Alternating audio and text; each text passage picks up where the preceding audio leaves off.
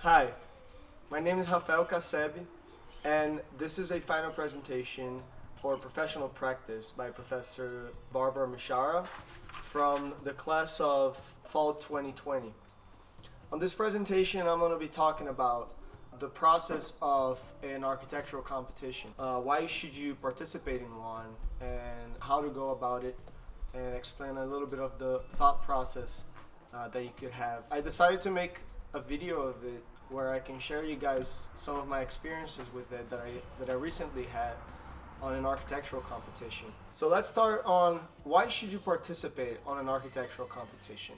I think that an architectural competition it's a place where outside of college you have a lot of creative freedom, and each competition has its own tasks and its own problems they're trying to solve.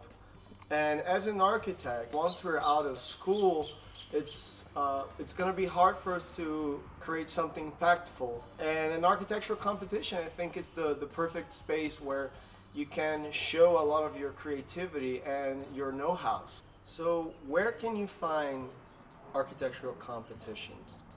I think that the easiest place is just to talk to your professors, see if they know about anything going on, or talk to your colleagues and your friends.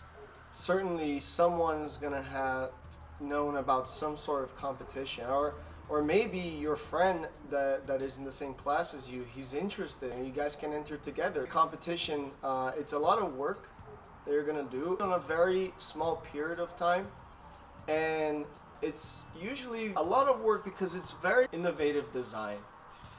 You're trying to create something that hasn't been done before, and you're going to need help with that to brainstorm, and professors and your colleagues can help you. If none of them know where to find, you can go to this website, competitions.archi, and there you'll have a lot of competitions going on. And this comes to choosing the right competition for you, because you can enter a competition for, I don't know, an airport, and you might have great ideas, but maybe the scope of the work is just a little bit too much and a little bit off from your experience.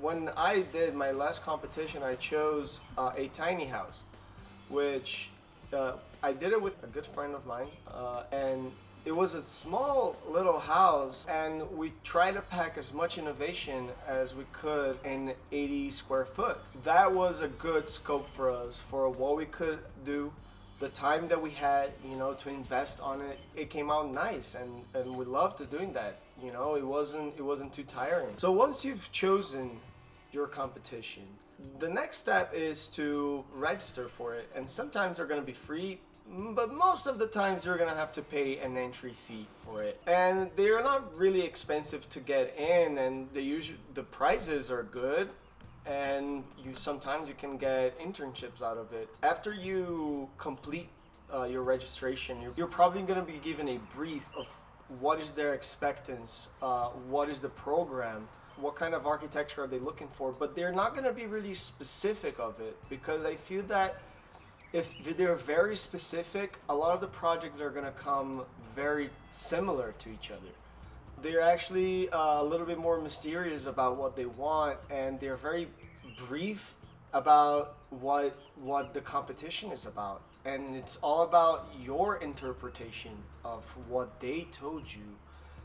And this part is so important, because it's that thing that you got to read and reread it as many times as you need to figure out what is it that the jury is looking for.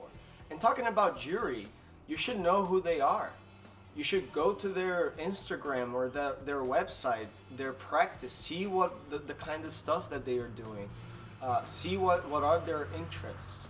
Because you have something that is aligned with what they think. Whenever they're seeing your submission, they're gonna stop and like, okay, I can relate to that. So understanding how they think or imagining, can help you out a lot whenever you're coming up with your concept ideas. Then once you've got all that, it boils down to using all the stuff that you've learned throughout your career and all the time that you've studied architecture, and applying these things to what you know and to a great idea, and try to implement as much as you know out of it, and try to create something awesome.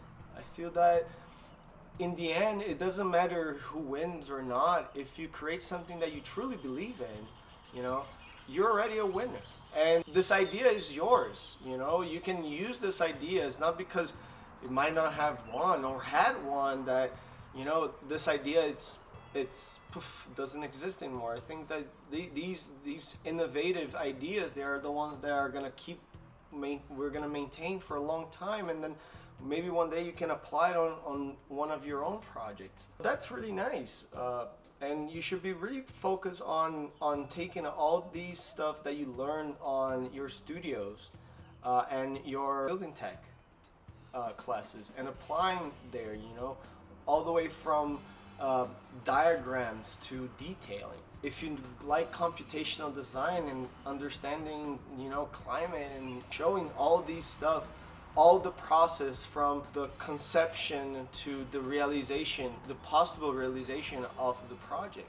And that's really what I've seen that is successful with the submissions that actually win these competitions is they have really good ideas, and they're able to show very clearly on a page, a big page or a couple pages, with a nice layout and good graphic design. The jury, they're really looking for like that person that has a little bit of has that spark and that idea, and they can really put it down on a paper. And that's really important, and that's a lot of more work, because imagine you already spend a lot of time on the building, and then you gotta represent it as best as you can. So now I come to what I've created, and I'm gonna talk a little bit about it. It takes a lot of the connections of what I've learned at City Tech, because we implemented a lot of technology on it. Me and my friend Gustavo, we created a tiny house for a competition from VZ Competition. I'm gonna leave the link too for them if you want to check out the winners for this competition. It wasn't us, by the way, but we were really glad to see the kind of projects that came out, because people have really good ideas, and this is something to celebrate. Whenever people have really good ideas, it always means that we're building progress, and we're all part of it in the end. So the tiny house, our main focus was to create a house that was self-sufficient. The meaning of self-sufficient is actually off-grid, that you could put anywhere in the world, and depending of the climate, it would be able to collect all the rainwater that it needed, and then purify this water for consumption. And then we came up with a 4-stage system where some of the water could be reused, and annually you could be seeing a 50% of less water consumption. We sat down with a friend of mine. He's a hydraulic engineer, and we talk a lot about how we could make this possible. We designed something around it. The same way we use photovoltaic glass panels, where I learned about them on my Studio 8 with Professor John Neary on how to apply photovoltaic glass to curtain walls. And I applied it to the tiny house so it could produce its own electric energy. I called another friend of mine that he was an electrician engineer to do all the calculations, because you got to prove whatever you're trying to design, right? We took a lot of these parts, and we ended up creating something that was meaningful for us. And I feel that in the end, you're always gonna come out winning. There are no losers, and that's the reason why I feel that everyone should have this experience at least once or twice. And to wrap it up, I'm gonna leave a few images of our project. I hope you guys like it too, and next time, whoever's watching this video, next time we meet each other, we can talk about innovative ideas. And if you want to participate on competitions, you can contact me and we can talk about it more. And thank you very much for listening.